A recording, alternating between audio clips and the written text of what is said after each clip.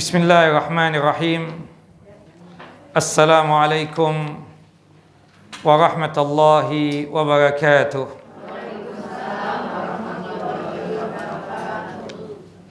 Innal hamdalillah nahmaduhu wa nasta'inuhu wa nastaghfiruh wa na'udzu billahi min syururi anfusina wa min sayyiati a'malina. May yahdihillahu fala mudilla lahu wa may yudlil fala hadiya lahu. Asyhadu an la ilaha illallah wahdahu la syarika lahu wa asyhadu anna Muhammadan abduhu wa rasuluh.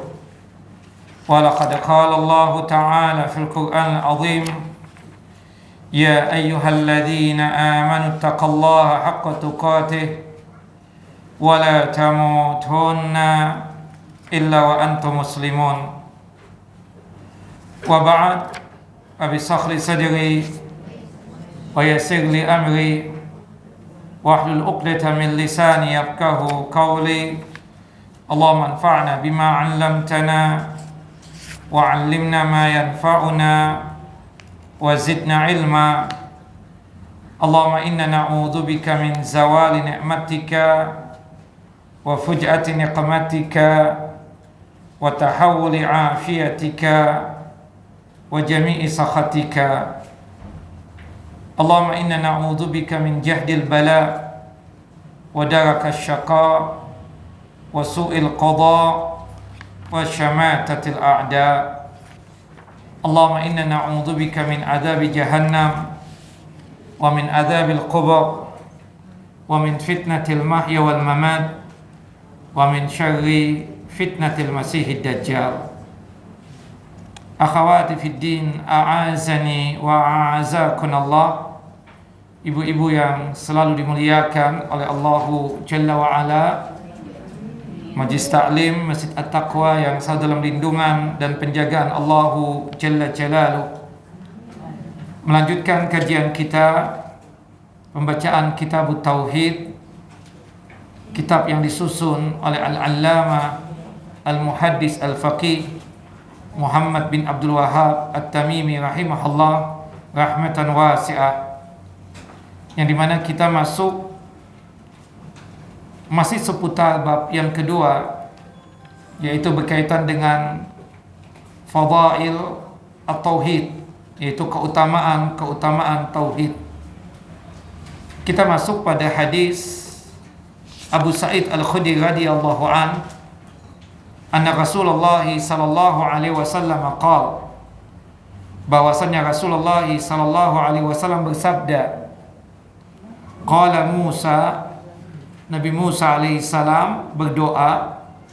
Rasulullah SAW menceritakan tentang Nabi Musa yang sedang berdoa.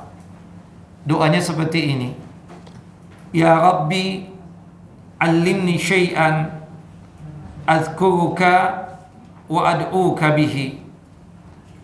Ya Allah, ya Tuhanku, ajarkanlah kepadaku sesuatu kalimat untuk mengingatmu dan berdoa kepadamu. Qala, Allahu Jalla wa Ala berfirman, Qul ya Musa la ilaha illallah. Wahai Musa, ucapkan kalimat tauhid la ilaha illallah. Qala, Nabi Musa kemudian berkata, Ya Rabbi, kullu ibadika yaquluna hadha. Ya Allah, ya Tuhanku, setiap hambamu mengucapkan itu. Aku ingin diajarkan satu kalimat yang berbeda, yang jarang diucapkan oleh hambamu. Qala, kemudian Allahu Jalla wa Ala mengatakan kepada Nabi Musa, Ya Musa, law anna as-samawati sab'a wa amirahunna ghairi wal ardina sab'a fi kiffatin wa la ilaha illallah fi kiffatin malat bihinna la ilaha illallah. Wahai Musa, seandainya 7 lapis langit serta seluruh penghuninya, ya, yaitu malaikat-malaikat Allah Jalla wa Ala, ya. Kemudian 7 lapis bumi. Jadi 7 lapis langit dan 7 lapis bumi digabung jadi satu, diletakkan di dalam satu sisi timbangan, dan kalimat la ilaha illallah diletakkan pada sisi lain timbangan. Ya, kan ada 2 neraca. Satu neraca diletakkan 7 lapis langit dan 7 lapis bumi, dan neraca yang kedua diletakkan kalimat tauhid la ilaha illallah, maka kalimat la ilaha illallah lebih berat timbangannya. Hadis ini meskipun diperdebatkan di kalangan para ulama tentang kesahihannya, namun statusnya dapat terkuatkan dengan syawahid, dengan hadis-hadis penguat dan pendukung dari riwayat-riwayat yang lain, menjadikan hadis ini statusnya hasan li ghairihi, yang bisa untuk kita jadikan sebagai hujjah. Nah, di dalam hadis ini Nabi Musa alaihissalam meminta kepada Allah Jalla Jalaluh agar Allah Jalla wa Ala mengajarkannya satu zikir yang di dalamnya tersebut sanggup untuk mengingat Allah dan sanggup, ya, untuk berdoa kepada Allah Jalla wa Ala. Sekaligus di dalam zikir tersebut ada doa. Nabi Musa alaihissalam dengan kalimat yang diajarkan oleh Allah Jalla wa Ala tersebut tujuannya untuk bertawassul dengan nama-nama Allah Jalla wa Ala yang indah dan sifat-sifat Allah Jalla wa Ala yang mulia. Kemudian Allah Jalla wa Ala mengajarkan tentang kalimat tauhid la ilaha illallah. Dan kita tahu kalimat tauhid la ilaha illallah kalimat yang paling afdal, sebagaimana yang disebutkan di dalam satu hadis yang sahih. Nabi kita Muhammad sallallahu alaihi wasallam bersabda, ya, khairu az-zikr, dalam riwayat yang lain disebutkan wa khairu ma qultu ana wan nabiyyuna min qabli, sebaik-baiknya apa yang diucapkan oleh aku dan diucapkan oleh nabi sebelum aku adalah la ilaha illallah wahdahu la syarikalah lahul mulku wa lahul hamdu wa huwa ala kulli syai'in qadir. Disebutkan dalam satu hadis yang lain, hadis dari sahabat yang mulia Abdullah bin Amr bin As radhiyallahu anhuma, Rasulullah SAW bercerita tentang kejadian di padang mahsyar, ya, yang dimana manusia pada saat itu diadili, seluruh makhluknya Allah Jalla wa Ala diadili. Yusahu bi rajulin min ummati yaumal qiyamah ala ru'usil khalaiq, dipanggil seseorang dari kalangan umat Nabi Muhammad sallallahu alaihi wasallam di hadapan seluruh makhluk untuk disidang, untuk diadili. Fayunsharu alaihi tis'atun wa tis'una sijila. Ternyata laki-laki ini atau orang ini memiliki 99 kitab catatan amal perbuatan yang pernah dia lakukan, yang dimana 99 kitab yang lembarannya sejauh mata memandang isinya adalah dosa dan maksiat, kejelekan dan keburukan. Subhanallah. Kullu sijlim maddul basar. Dibuka kitab yang pertama, lembarannya sejauh mata memandang isinya dosa dan dosa. Dari dosa berzina, minum khamar, berjudi, dan lain sebagainya. Dibuka lagi kitab yang kedua, lembarannya pun juga sejauh mata memandang isinya dosa dan dosa. Dosa kerok alis, potong bulu mata, sulam bibir, sulam alis, dan lain sebagainya. Termasuk juga dibuka lagi kitab yang ketiga, lembarannya sejauh mata memandang isinya dosa dan dosa, sampai 99 kitab yang lembarannya itu sejauh mata memandang. Subhanallah, adilnya Allah Jalla wa Ala. Allah Jalla wa Ala berkata kepada hambanya ini yang berlumurkan dengan dosa. Allah bertanya 3 pertanyaan. Summa yaqul Allah Azza wa Jalla, hal tunkiru min hadha syai'an? dari 99 kitab yang lembarannya sejauh mata memandang isinya dosa dan maksiat, ada tidak dosa yang engkau menganggap bahwasanya engkau tidak melakukan itu, engkau mengingkari itu? Fayaqul la ya Rabb, aku tidak mengingkari, aku mengakui itu dosa, aku lakukan, itu maksiat, aku lakukan. Aku memang melakukan perbuatan itu dosa, aku memang melakukan perbuatan itu maksiat. Kemudian Allah Jalla wa'ala bertanya untuk kedua kalinya, alaka udhrun, kenapa engkau sampai melakukan itu? Mungkin ya engkau diintimidasi, diancam, mau dibunuh dan lain sebagainya, hingga engkau berani melakukan itu perbuatan dosa. Apa alasan engkau? Kali ada uzur syar'i yang membuat aku tersebut mengampuni dosa. Kata dia, la ya Rabb, aku tidak ada uzur. Dari hati aku melakukan perbuatan itu dosa. Tidak ada yang mengintimidasiku, tidak ada yang mengancamku. Memang aku yang melakukan perbuatan itu dosa. Pertanyaan yang ketiga, alaka hasanah? Engkau punya kebaikan enggak? Barang satu kebaikan.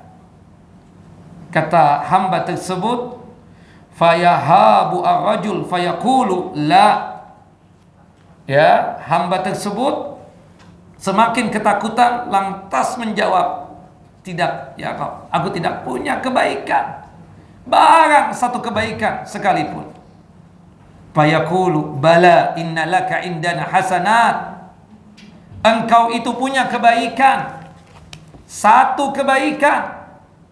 Subhanallah, ketika disodorkan satu kitab lagi, lembarannya tersebut ya cuma satu lembar saja. Subhanallah, yang isinya tidak lain adalah kalimat tauhid la ilaha illallah. Kata Allah Jalla wa ala, wa innahu la zulma 'alaikal yaum, sesungguhnya hari ini tidak ada seseorang pun yang dizalimi, termasuk engkau. Tidak ada yang menzalimi engkau. Fatukhraju lahu bitaqah fiha asyhadu an la ilaha illallah wa anna muhammadan abdu wa rasul.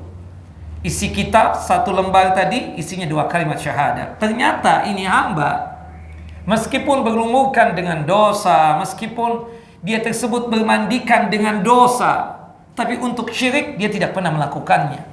Dia tidak pernah datang ke dukun, peramal, paranormal. Dia tidak pernah datang ke kuburan, cari wangsit, bertawassul dengan ahli kubur. Tidak sama sekali. Untuk syirik dia tidak lakukan, baik syirik besar ataupun syirik kecil. Untuk dosa yang lainnya dia lakukan. Kemudian kata Allah Jalla wa'ala kepada para malaikatnya, timbanglah. Kata hamba tersebut, minder, ya Rabb, ya Allah ya Tuhanku, apalah artinya satu kitab yang lembarannya cuma satu lembar dibandingkan dengan 99 kitab, setiap kitabnya tersebut lembarannya itu sejauh mata memandang. Sudah nerakalah buat dia. Kata Allah Jalla wa ala, innaka la tuzlam, engkau hari ini tidak dizalimi, harus ditimbang. Dan subhanallah, fatudau as-sijilat fi kiffatin wa bitaqa fi kiffatin. Ditimbanglah 99 kitab diletakkan di neraca yang satu, sedangkan kitab yang satu yang lembarannya cuma satu, yaitu kebaikan, diletakkan di neraca yang kedua. Fatashat sijillat wa thaqulat al-bitaqa. Subhanallah. Kemudian apa yang terjadi? Yang lebih berat timbangannya tersebut adalah kalimat tauhid la ilaha illallah. Dan ternyata catatan-catatan keburukan tadi terlontarkan ke atas akibat beratnya bitaqah atau kitab yang lembarannya cuma satu, yang isinya 2 kalimat syahadat la ilaha illallah atau asyhadu an la ilaha illallah wa asyhadu anna muhammadar rasulullah. Nah, di sini menunjukkan apa? Keutamaan, keistimewaan daripada kalimat tauhid la ilaha illallah. Makanya pantaslah Nabi kita Muhammad SAW mengatakan, ya, ucapan kalimat tauhid la ilaha illallah tidaklah pantas untuk kita remehkan. pendek tapi isinya luar biasa. Disitulah menunjukkan ketauhidan kita kepada Allahu Jalla wa Ala. Kata Syekh Islam Ibnu Taimiyah rahimahullah rahmatan wasi'ah, "Laisa kullu man takallama bi syahadataini kana bihadhihi al-musabah, lianna hadha al-'abda sahibul bitaqah kana fi qalbi min at-tauhid wal yaqin wal ikhlas ma aujaba anna idhama qadri hatta sara rajihan ala hadhihi sayyi'at." Kata Syekh Islam Taimiyah, tidak semua orang yang berbicara atau mengucapkan dua kalimat syahadat mendapatkan keistimewaan kemuliaan sebagaimana orang tadi itu. Itu orang yang dosanya luar biasa sampai memiliki kitab catatan amalan dosanya 99 kitab. Setiap kitab lembarannya sejauh mata memandang. Itu adalah orang-orang yang memang betul-betul yakin kepada Allah Jalla wa Ala. Di dalam kolbunya betul-betul tertanam ketauhidan, keikhlasan dalam beramal dan beribadah. Yang dia tersebut menjalankan kewajiban tauhid tadi. Dia menetapkan Allah Jalla wa Ala sebagai Rabbnya, sebagai Tuhannya, satu-satunya zat yang pantas untuk disembah, dan sekaligus dia menafikan segala sembahan selain Allah Jalla Jalaluh. Dia menganggap batil sembahan selain Allah Jalla wa Ala. Dia bumi hanguskan sembahan selain Allah Jalla wa Ala. Itu yang membuat bahwasannya dosa-dosa dia tadi dihapuskan dan diampuni oleh Allah Jalla wa Ala. Karena kuatnya keyakinan dia kepada Allah Jalla wa Ala. Karena kuatnya ketauhidan dia kepada Allah Jalla Jalaluh. Wa qala Ibnu Qayyim rahimahullah rahmatan wasi'ah. Imam Ibnu Qayyim rahimahullah mengatakan bahwasannya al-a'malu la tatafadalu bisuwariha wa adadiha, wa innama tatafadalu bitafaduli ma fil qulub, fatakunu suratul amalaini wahidatun. Naam, fatakunu suratul amalaini wahidatan wa bainahuma min at-tafaduli kama bainas samai wal ard.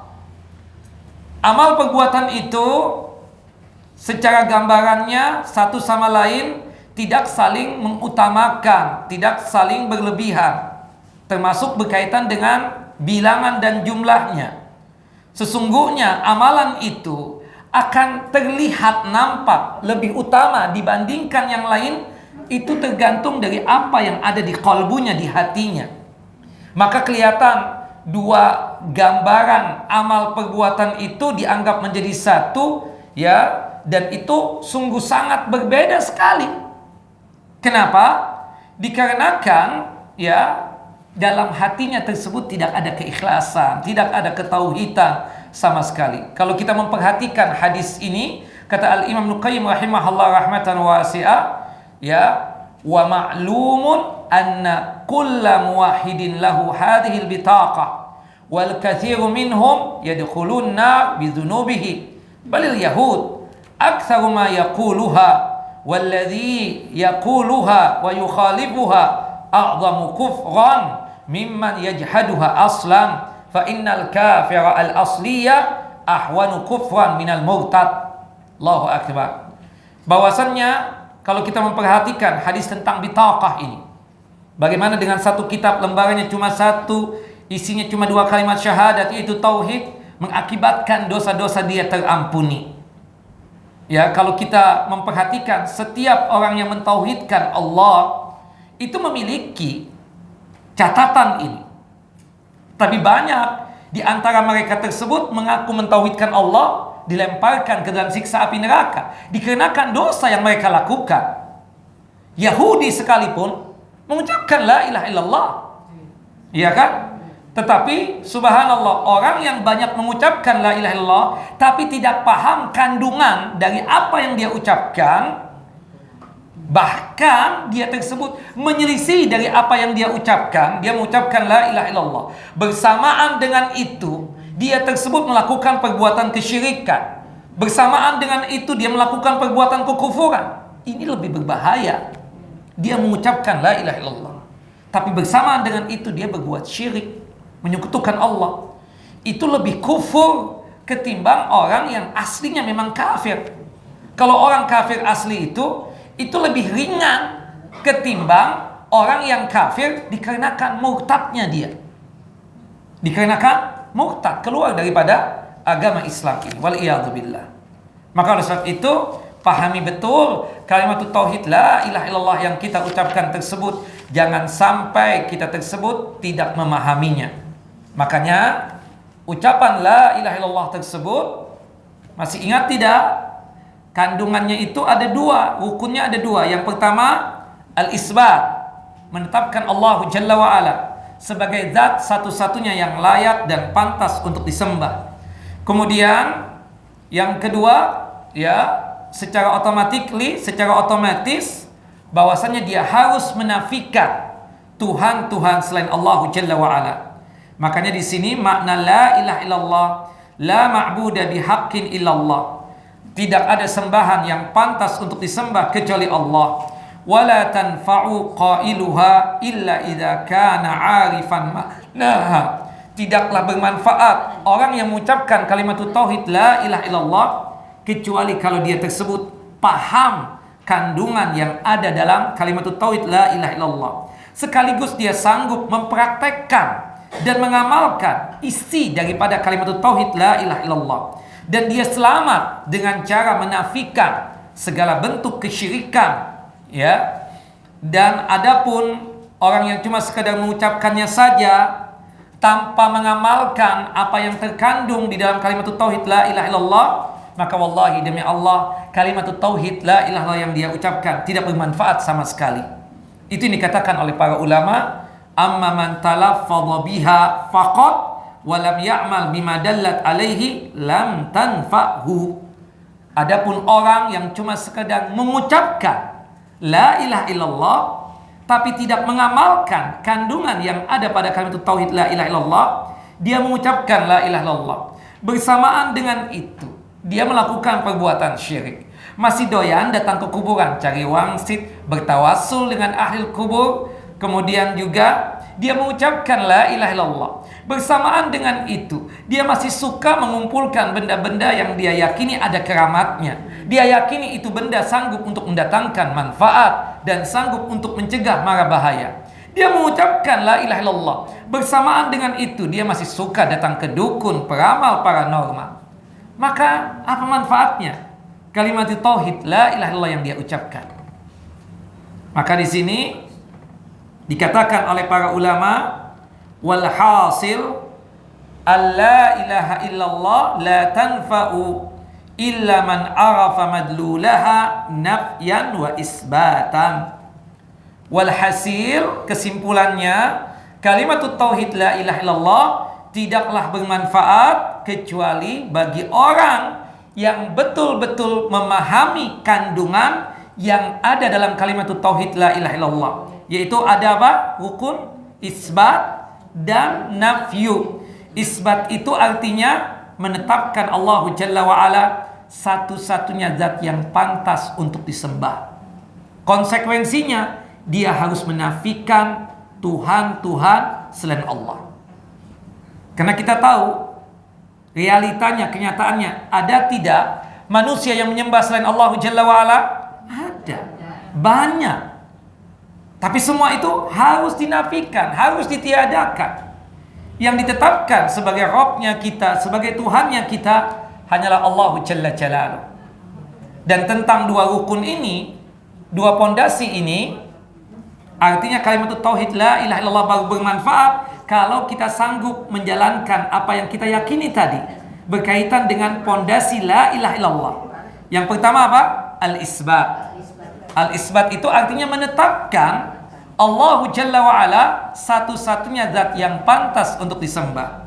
Konsekuensinya dia harus menjalankan rukun yang kedua, pondasi yang kedua yang ada pada kalimat tauhid la ilaha illallah, yaitu an-nafyu, menafikan. Apa yang kita nafikan, apa yang kita tiadakan, yaitu Tuhan selain Allah Jalla wa'ala.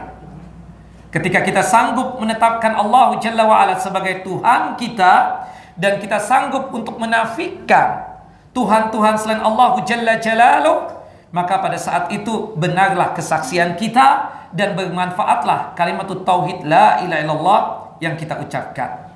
Nah, dan itu sesuai dengan firman Allah Jalla wa Ala dalam surah Al-Ahad, surah yang ke-22 ayat 62. Surah Al-Ahad surah yang ke-22 ayat 62, dan surah Luqman surah yang ke-31 ayat 32. Surah Luqman surah yang ke-31 ayat 32. Nah, baik. Itu berkaitan dengan isi daripada kalimat tauhid la ilaha illallah. Nah, baik. Nah, faedah ilmu yang bisa kita dapatkan dari dua hadis tadi itu, yang pertama, Nabi Musa alaihissalam meminta kepada Allah Jalla wa'ala agar diajarkan satu kalimat yang sanggup untuk mengingat Allah Jalla wa'ala. Dengan kalimat itu sanggup juga untuk berdoa kepada Allah Jalla wa'ala. Kalimatnya apa? Kalimatul ikhlas, yaitu kalimatul tauhid la ilaha illallah. Nah, yang kedua, Allah Jalla wa'ala itu berada di atas langit, sebagaimana para malaikat juga berada di langit. Tetapi Allah Jalla wa'ala tepatnya itu berada di mana? Di atas arasy. Ar-Rahmanu ala arsy istawa. Allah itu beristiwa di atas arasy-Nya. Dan itu dikuatkan dengan firman Allah Jalla wa'ala, ya, hanya saja malaikat membutuhkan langit, adapun Allah Jalla wa'ala tidak membutuhkan langit. Allah tidak membutuhkan arasy, Allah tidak membutuhkan kursi. Justru langit dan arasy serta kursi yang membutuhkan Allah Jalla wa'ala. Disebutkan dalam surah Fatir ayat 41, Innallaha yumsikus samawati wal arda an tazula wala in zalata in amsakahuma min ahadin min ba'di. Surah Fatir ayat 41.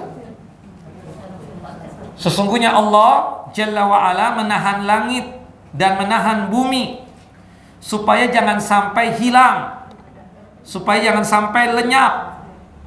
Dan sungguh jika keduanya akan lenyap atau hilang, tidak ada seorang pun yang dapat menahan keduanya selain Allah Jalla wa'ala. Di sini menunjukkan apa?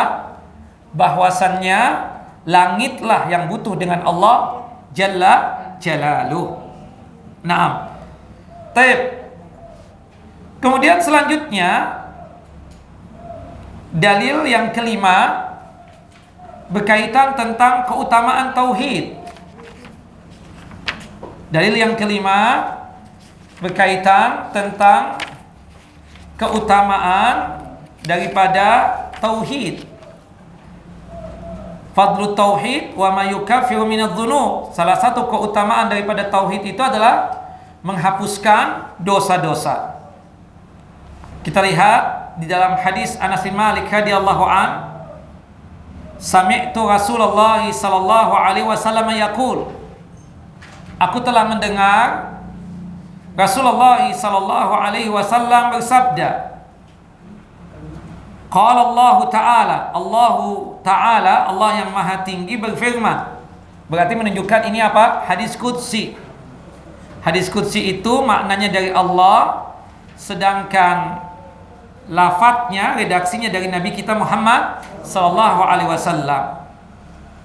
Allah berfirman, ya ibna Adam, lau ataitani bi qurabil ardi khataya summa laqitani la tusyriku bi syai'an la ataituka bi qarabiha maghfiratan. Wahai anak keturunan Adam, wahai manusia, jika engkau datang kepadaku dengan membawa dosa sepenuh bumi, atau membawa dosa yang besarnya itu sebanyak 7 lapis bumi, dan engkau ketika mati dalam keadaan tidak membawa dosa syirik, tidak menyekutukan aku dengan sesuatu apapun, pasti aku akan datang kepadamu dengan membawa ampunan sepenuh bumi pula, seluas 7 lapis bumi juga. Subhanallah. Nah, berkaitan tentang hadis qudsi ini, ya, disebutkan oleh Nabi kita Muhammad sallallahu alaihi wasallam, yang dimana di sini menunjukkan luar biasanya keistimewaan dari mentauhidkan Allahu Jalla Jalaluh. Kita tahu qarabul ar itu artinya mil'ul ar. Mil'ul ar itu artinya sepenuh bumi.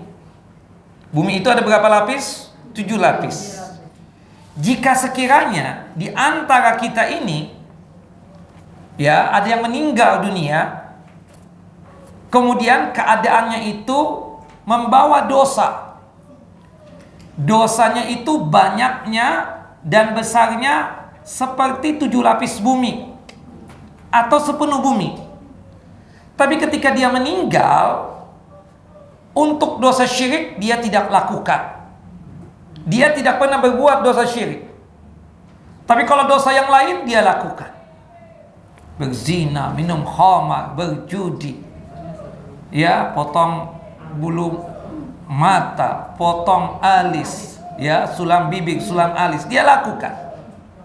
Tapi untuk syirik tidak. Subhanallah. Ini apa? Menunjukkan apa? Wa hadza syartun saqilun fil wa'di bihusulil maghfirah. Kalau kita ingin mendapatkan ampunan, laksanakan syaratnya, yaitu apa? Mentauhidkan Allah. Dan ini syarat yang berat, ya. Syarat yang berat.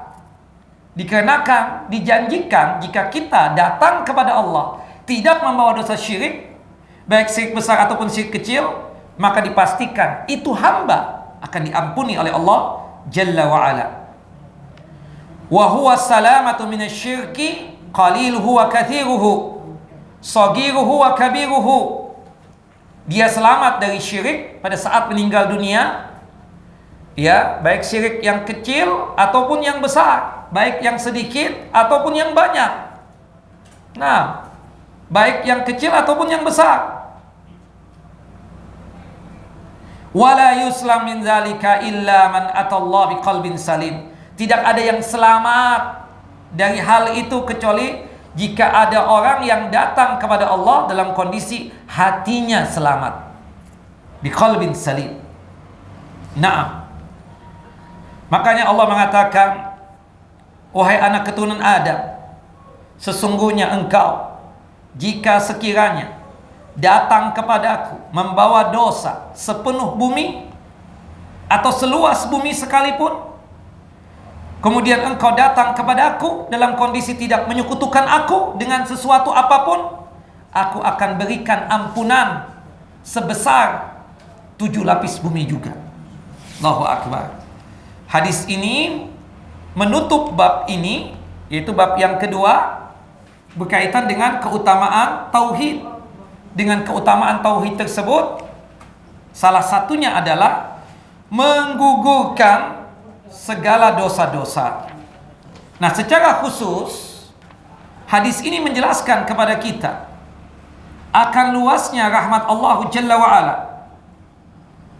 Allah memberikan kabar gembira kepada para hamba-hambanya bahwa selain telah membuka pintu taubat seluas-luasnya sebelum nyawa sampai di tenggorokan atau kerongkongan, Allah juga membuka pintu-pintu lain selain taubat yang dapat menghapuskan dosa-dosa. Yaitu apa? Yaitu salah satunya yang paling agung, yang paling mulia sebagai cara untuk menghapuskan dosa-dosa kita adalah pintu tauhid. Tauhidkan Allah, ibu-ibu.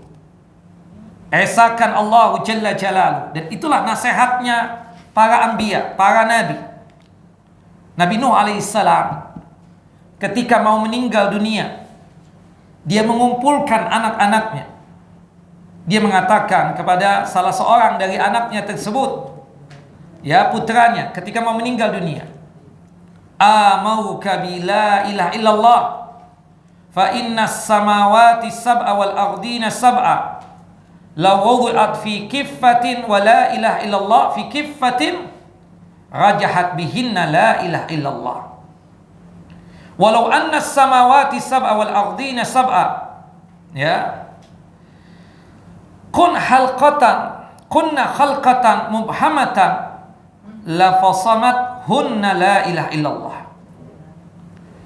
Kata Nabi Nuh alaihissalam, aku perintahkan kepada engkau tetap berpegang teguh dengan la ilaha illallah. Ini tauhid, pegang tauhid sampai mati.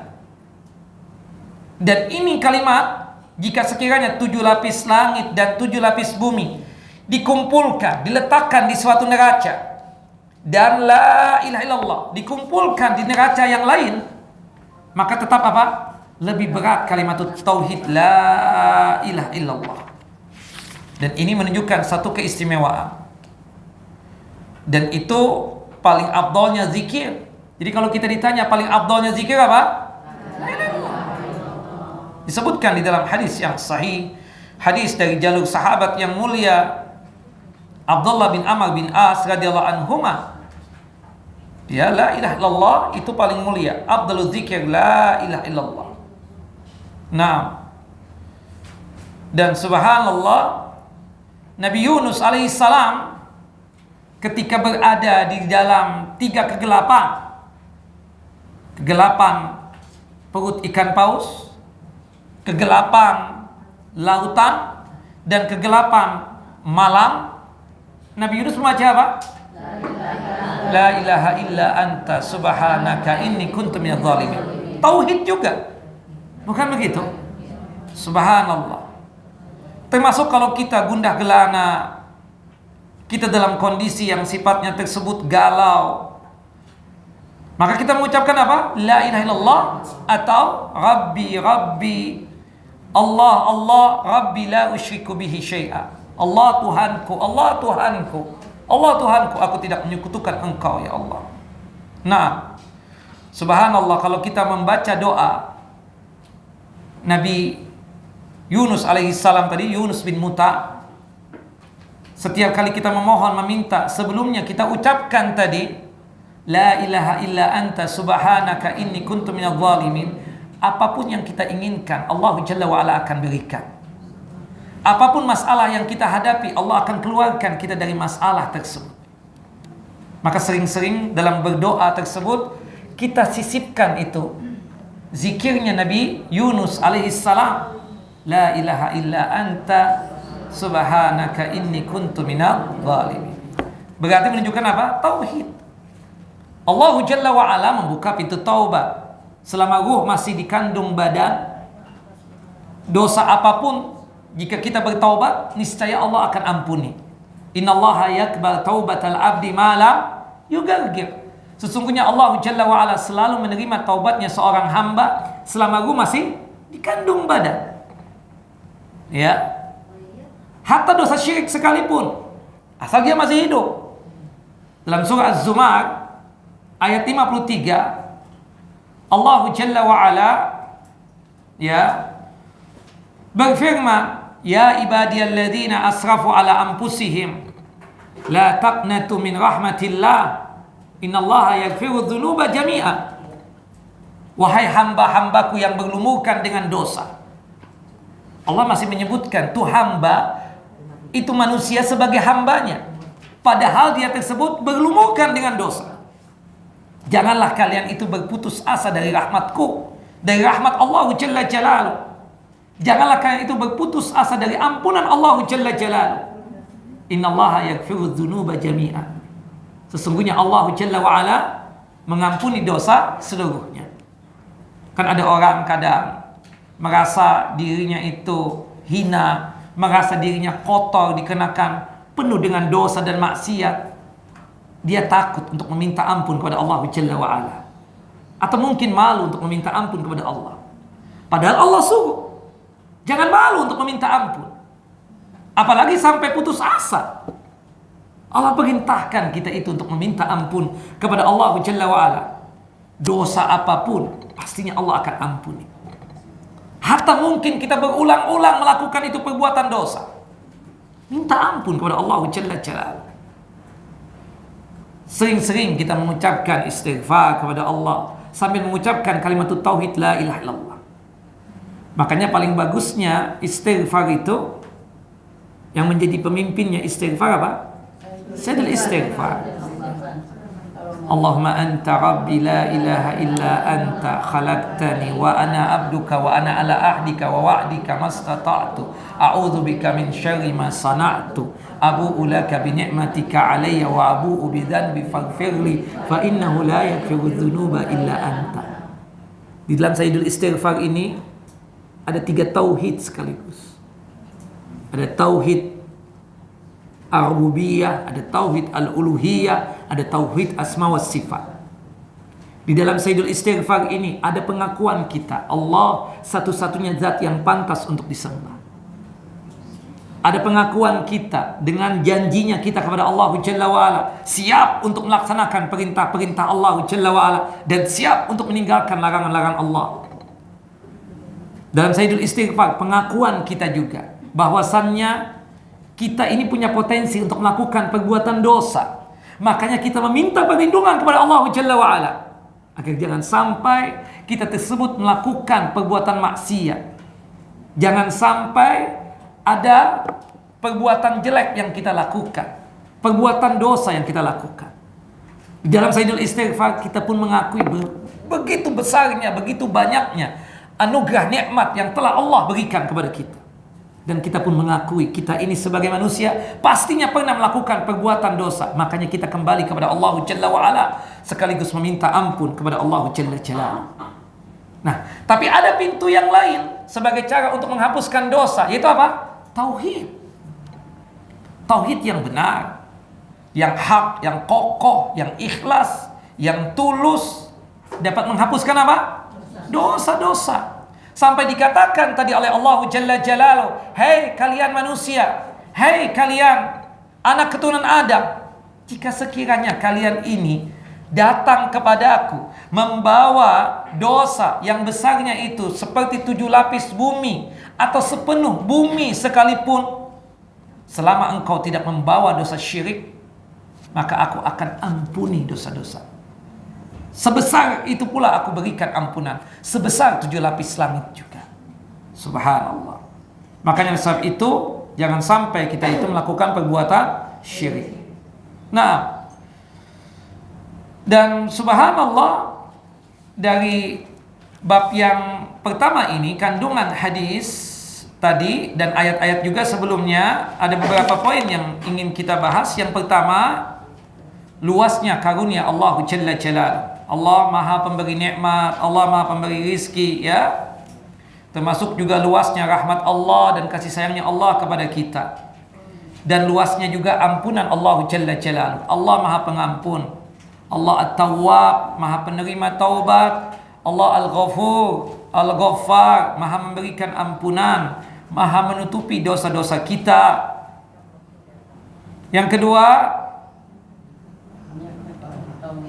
yang pertama luasnya karunia Allah dan rahmat Allah serta ampunan Allah. Yang kedua, besarnya pahala mentauhidkan Allah Jalla Jalaluhu. Nah, besar ya. Sampai dosa-dosa semuanya apa? Terhapuskan. Subhanallah. Yang ketiga,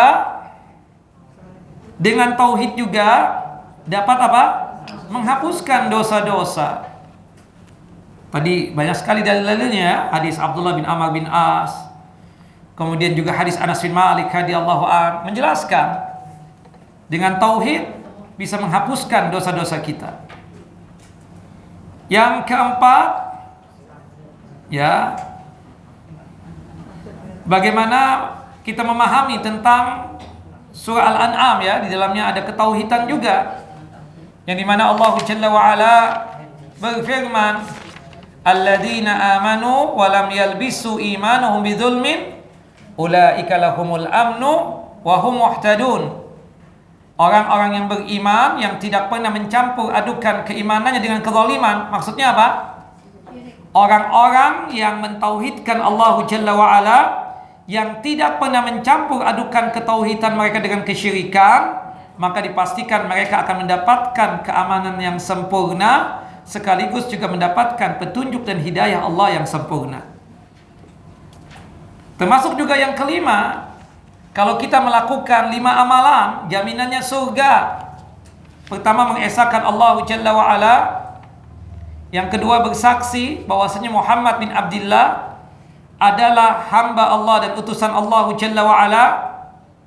Yang ketiga, kita yakin bahwasanya Nabi Isa alaihissalam adalah hamba Allah dan utusan Allah Jalla wa'ala, yang proses penciptaannya Nabi Isa alaihissalam dengan kalimat Allah kun fayakun, jadi maka jadilah, ya. Kemudian yang keempat, kita yakin bahwasannya surga itu nyata benarnya dan nyata adanya. Kemudian neraka pun juga kita yakin nyata adanya, yang dimana surga itu diperuntukkan untuk orang yang bertakwa, yang muttaqin, ya. Sedangkan neraka diperuntukkan untuk kafirin. Kalau kita punya keyakinan 5 hal ini, maka jaminan surga untuk kita. Kemudian juga perlu diperhatikan syarat-syarat disebutkan dalam hadis itban, yaitu kalau kita ingin meninggal dunia dalam kondisi husnul khotimah, maka ucapkanlah la ilaha illallah dengan penuh keyakinan. Dengan penuh keyakinan itu artinya kita menetapkan Allah Jalla wa'ala sebagai Rabb dan Tuhan kita. Istilahnya apa tadi? Al-isbat. Sekaligus kita menafikan, meniadakan Tuhan-Tuhan selain Allah Jalla Jalal. Nah, kemudian selanjutnya, ya, para nabi pun perlu diingatkan akan keistimewaan la ilaha illallah. Siapa tadi nabi yang diingatkan tentang keutamaan la ilaha illallah? Nabi Musa alaihissalam, yang dimana Nabi Musa alaihissalam berkeinginan untuk meminta satu kalimat yang berbeda dengan hamba-hambanya yang lain, hamba-hamba Allah yang lain.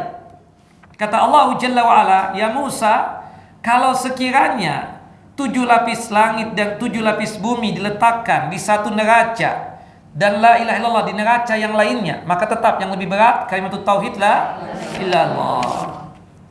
Nah, kemudian yang selanjutnya, ya, penjelasan bahwa kalimat la ilaha illallah itu luar biasa istimewanya dan berat timbangannya, mengungguli berat timbangan seluruh makhluk. Padahal banyak orang yang mengucapkan kalimat tersebut, tapi pada kenyataannya mereka gagal untuk memanfaatkan kalimat tauhid la ilaha illallah. Maka sebab itu, kalimat tauhid yang kita ucapkan itu betul-betul kita pahami, kita resapi, kita hayati. Maksudnya apa? Intinya ada pada 2 rukun tadi, yaitu 2 pondasi tadi. Kalau kita tidak menjalankan 2 pondasi tadi, maka tidaklah manfaat la ilaha illallah yang kita ucapkan. Pondasi yang pertama tadi apa, Bu? Al-isbat, artinya menetapkan Allah Jalla wa'ala sebagai Rabb, sebagai satu-satunya zat yang pantas untuk disembah. Sekaligus juga pondasi yang keduanya apa? An-nafyu, menafikan, meniadakan Tuhan-Tuhan selain Allah Jalla Jalaluh. Nah, ini jangan sampai nanti kita cuma mengucap tapi nggak paham. Jangan sampai kita mengucap la ilaha illallah tapi perbuatan kita bertentangan dengan apa yang kita ucapkan. Ternyata perbuatan kita masih menyekutukan Allah Jalla Jalaluh. Masih belum mampu untuk menganggap batil, menganggap sesat sembahan-sembahan selain Allah Jalla wa'ala.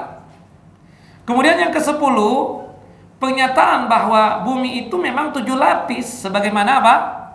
Langit, ya kan? Dari hadis Anas bin Malik tadi, bumi 7 lapis sebagaimana 7 lapisnya langit.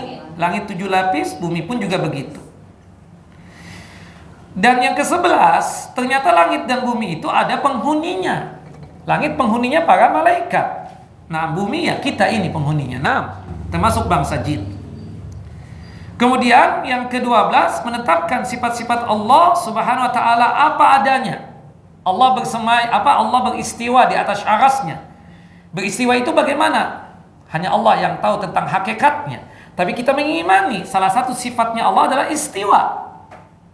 Bagaimananya kita nggak tahu. Bertanya tentang bagaimana istiwanya Allah, pendengarannya Allah, penglihatan Allah, tangannya Allah, itu pertanyaan bid'ah.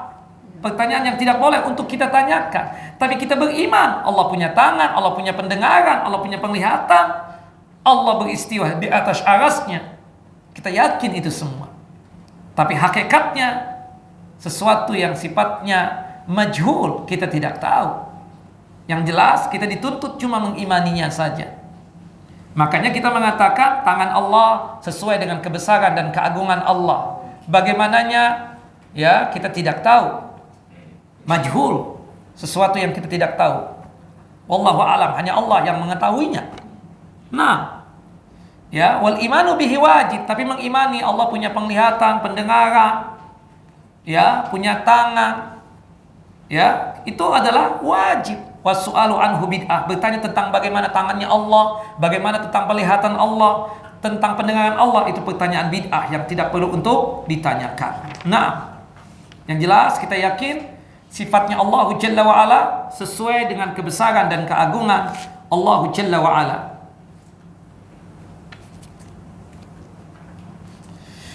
Nah, di sini yang ke-13, jika kita memahami hadis Anas, maka hadis Anas bin Malik itu ada hubungannya dengan hadis Itban, ya. Sesungguhnya Allah mengharamkan masuk neraka bagi orang-orang yang mengucapkan la ilaha illallah dengan penuh keikhlasan karena Allah dan tidak menyekutukan Allah Jalla Jalaluhu.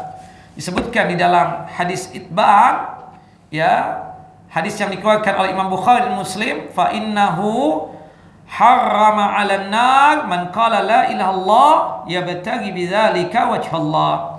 Sesungguhnya Allah mengharamkan api neraka bagi orang yang mengucapkan la ilaha illallah dengan penuh keikhlasan karena Allah Jalla wa ala.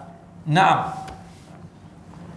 Kemudian yang ke-14, Nabi Muhammad, Nabi Isa adalah sama-sama hamba Allah dan sama-sama rasulnya Allah. Berarti Nabi Isa adalah apa? Makhluk. Berarti Nabi Isa adalah ciptaannya Allah Jalla wa'ala. Berarti tidak layak untuk disembah. Nabi Muhammad pun juga, ya, adalah hamba Allah dan utusan Allah. Artinya Nabi Muhammad juga makhluk. Nabi Muhammad adalah ciptaannya Allah Jalla wa'ala. Berarti tidak layak untuk disembah. Yang layak untuk disembah itu hanyalah Allah Jalla wa'ala. Nah, man kana ya'budullah fa innallaha hayyun la yamut. Barang siapa yang menyembah Allah, ketahuilah Allah Maha hidup dan tidak bakalan mati. Ya kan? Itu ucapannya Abu Bakar As-Siddiq ketika Nabi Muhammad meninggal dunia. Mengumpulkan para sahabatnya, yang dimana pada saat itu para sahabat dalam kondisi lemas, dalam kondisi yang seakan-akan tidak percaya tentang kematian Nabi Muhammad SAW. Abu Bakar As-Siddiq mengingatkan, man kana ya'budu Muhammadan fa inna Muhammadan qad mat. Barang siapa yang menyembah Muhammad, ketahuilah Muhammad itu telah meninggal. Berarti kalau meninggal tidak layak untuk disembah. Yang layak untuk disembah hanyalah Allah Jalla wa'ala. Karena Allah hayyun, Maha hidup, tidak bakalan mati. Ya, hanya Allah satu-satunya zat yang pantas untuk disembah.